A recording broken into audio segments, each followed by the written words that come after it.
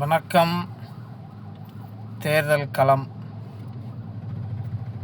இது போன வருஷத்து கதை. இந்த வருஷம் ஆரம்பம். தேர்தல் களம். இந்த வட்டி கணக்கை பற்றி ஐயா நம்ம கணக்கம்பட்டி மகாராஜா கிட்ட நம்ம எட்டுப்பட்டி பழனிசாமி அசலை நீங்கள் வச்சுக்கிங்க, எங்களுக்கு வட்டி மட்டும் கொடுங்க அப்படின்னு சொல்லி போட்டு ஒரு கணக்கு வழக்கு வந்து போன வருஷமே எட்டுப்பட்டி பழனிசாமி வச்சுட்டு போயிட்டாங்க.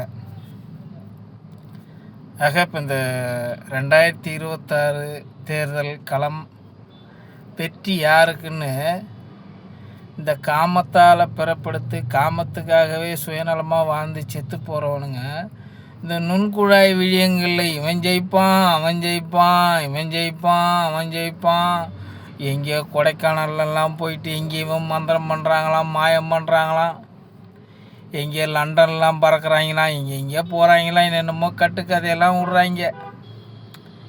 இது பழைய கணக்கு. கணக்கம்பட்டி எட்டுப்பட்டி பழனிசாமி தம்பி எட்டுப்பட்டி பழனிசாமி முன்னாடியே போய் உத்தரவு வாங்கிட்டு வந்துட்டார் ஐயங்கிட்ட. என்னன்னா 80 சொல்கிறாங்க, அப்புறம் 130 சொல்கிறாங்க, 140 வைக்கிறாங்க. இந்த எண்களில் வரக்கூடிய எட்டுப்பட்டி பழனிசாமி அந்த வட்டி கணக்கு என்ன அப்படின்னா, கூட்டணி கட்சி பலத்தில் தான் ஆட்சி அமைக்கக்கூடிய ஒரு சூழல் வைக்கிறாங்க.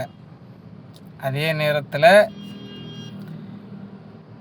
இப்போ இது இறுதி கட்ட நாளை நெருங்கிடுச்சு. இதுக்கு பிறகு என்ன முடிவு வைக்கிறாங்க அப்படின்றது இன்னும் கேள்விக்குறியாக தான் இருக்குது. என்னமோ பிகிலாமா என்னென்னமோ கட்டுக்கதையெல்லாம் ஆரம்பித்து விட்றாங்க. இன்னமும் 85% வாக்குப்பதிவெல்லாம் நடந்திருக்கு அப்படின்னு.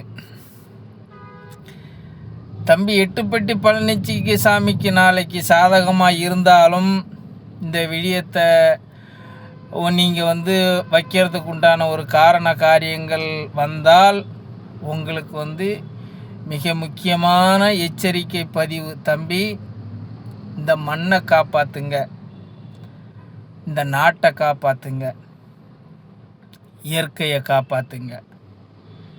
காமத்தால் பிறப்படுத்தி காமத்துக்காகவே செத்து மடியும் இந்த அல்ப கூட்டங்கள் அவனுங்களுக்கு இயற்கையே தண்டனை கொடுத்துரும்.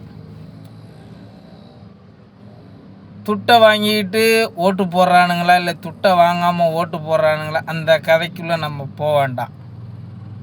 ஆனால் அதிகாரத்தில் பலத்தில் வைக்கிற நீங்கள் இந்த மண்ணை காப்பாற்றுங்க, இந்த நாட்டை காப்பாற்றுங்க, இயற்கையை காப்பாற்றுங்க.